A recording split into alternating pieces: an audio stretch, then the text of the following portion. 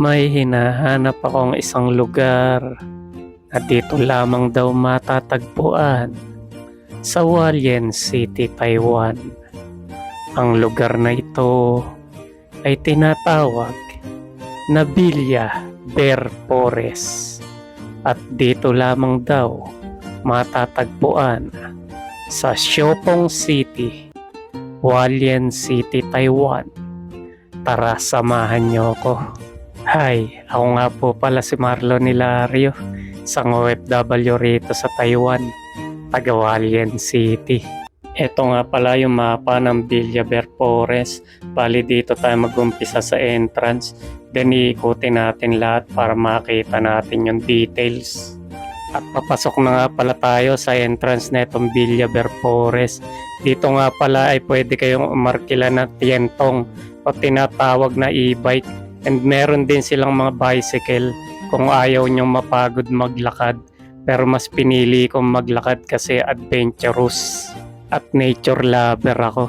At ito na nga pala yung unang bilya na makikita nyo na pwede nyong rentahan. Next naman ay madadaanan nyo tong tulay na maganda ang view at tanawin. Pwede kayong magmuni-muni rito, mag-relax at mag-enjoy. Pwede kayong mag-picture-picture dahil ang ganda ng view rito for picture taking. Andito nga po pala tayo sa tulay at ipapakita ko sa inyo ang ganda ng view dito sa tulay ng Verpores. Makikita nyo yung ganda ng ambience. And then pagkatapos natin dito sa tulay ay tatawid na naman tayo patungo dun sa next villa na isang bilyang napakaganda rin. Pero dito nga pala ay alay lakad tayo. Kaya nga meron tientong o bicycle dun sa harap para in case na tamad kayo maglakad, hindi kayo mapagod. Bali kasi ako sanay na ako sa lakaran. At mas gusto kong maglakad kasi napipil ko yung nature pag ganito. At doon ang daan patungo sa next villa. At tara, tawid tayo rito sa kabila. Bale, meron ditong picture taking ng mga stuffed toys ng teddy bear. Ang sarap tumambay rito and mag-picture taking. At pagkatapos nyo nga palang mag-picture taking, next stop natin Cubao Avenue, Sogo Hotel. Joke lang. Bale, ito na nga pala yung next villa. Bale, masasabi ko nga pala rito sa pangalawang villa na to, napakaganda niya at ang ganda ng ambience niya, ng kulay ng pintura, ang linis niyang tignan at saka parang ang sarap matulog dito at mamahinga. So ayan, bale proceed tayo sa next destination natin. Pagkatapos ng Cubao, sunod naman ay GMA Kamuning Station.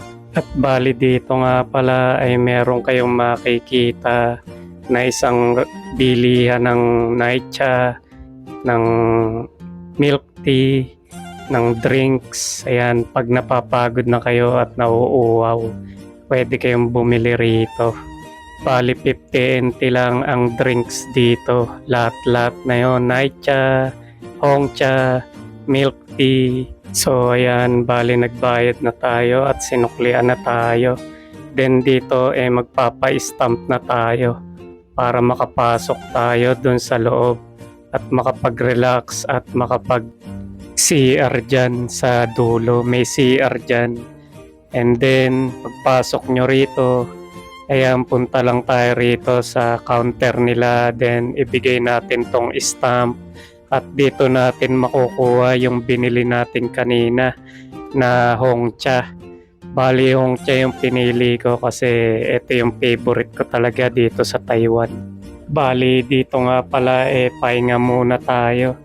Dahil sa baba naman at sa layo ng nilalakad natin, napagod na rin ako at nauuwaw. At medyo mainit nga pala ang panahon kaya ayan, inom muna tayo. And then dito nga pala sa area na to ay may bilihan ng ice cream. And then proceed tayo sa next destination natin. Bali, nasa Kamuning tayo kanina, patungo na tayo sa North EDSA. Bali, pa NLEX nga pala ang way natin. At tignan nyo naman ang ganda ng tanawin dito. At saka dito na ako dumaan sa tulay para mas thrill. Ang ganda kasi ng view. At nandito na nga pala tayo sa next destination sa SM North EDSA. Charot. Bale, ito nga pala yung isang view dito sa Bear Forest. At ito nga po pala yung tulay sa gitna ng lawa. Dito nga po pala sa gitna ng tulay na to ay pwede kayong mag-wish na magka-jowa. At finally, after ko mag-wish na magkaroon ako ng jowa, ayan, nagpasalamat ako. Thank you God. And then after nyo nga palang mag-wish dun sa lawa ng mga walang jowa, ay pwede kayong mag-picture taking dito sa magandang bench. At bali dito nga pala ay naghahanap tayo ng salagubang. Salaginto, salagubang. Ang babae sa lansangan, kung gumiri parang tandang. Joke lang. Ayan, at sa haba ng nilakad kanina, magpapahinga na naman tayo rito. May nakita nga pala ako ritong upuan na pwedeng pagpahingan. So ayan, medyo pahinga ulit tayo dahil medyo mainit ang panahon. Ayan, pahinga muna. So ayan mga boss madam, dito alay lakad na naman tayo. Going na po tayo sa monumento. Joke lang. Ayan, bali lakad na naman tayo at ini-enjoy ko lang yung nature.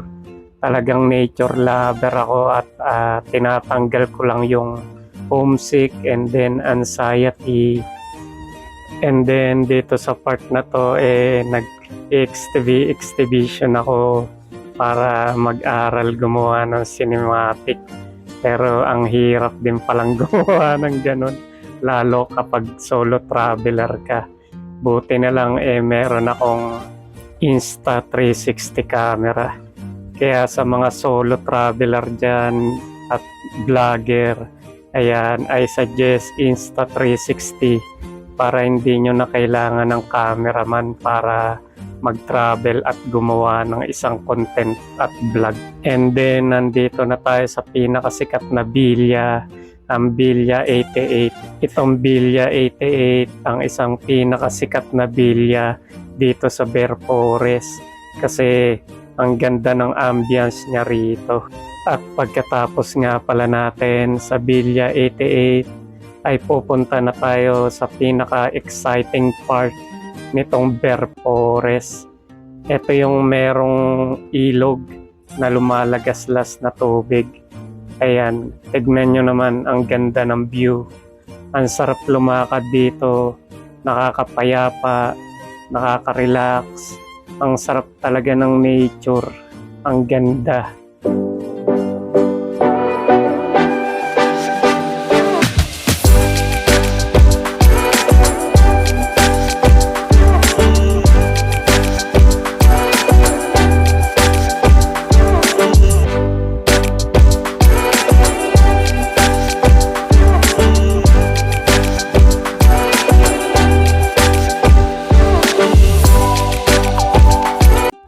Pagkatapos nga ng napakaganda nating montage ay malapit na rin magtapos itong ating video.